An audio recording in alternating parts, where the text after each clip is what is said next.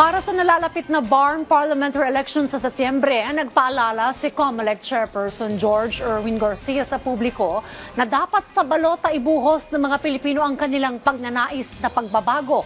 Yan ang report ni RR Tubise.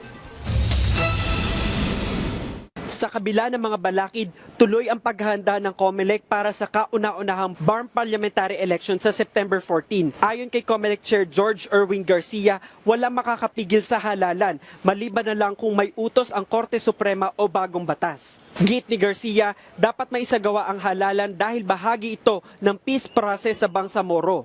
Gagamit din sila ng bagong automated counting machines at mas maraming Starlink units para sa mas mabilis na transmission ng resulta. Posible rin anyang lumabas ang resulta sa loob ng 1 hanggang 2 araw.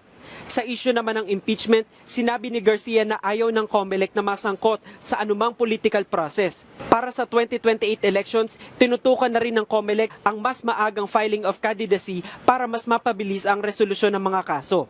Samantala, paalala ni Garcia, wala pa rin kapalit ang regular na halalan. Aniya, dapat idaan sa balota ang galit, frustration at pagnanais na pagbabago. Dagdag pa ni Garcia, ang tunay na revolusyon ay ang tamang pagboto. Patuloy rin ang panawagan ng COMELEC sa publiko na magparehistro para sa susunod na halalan.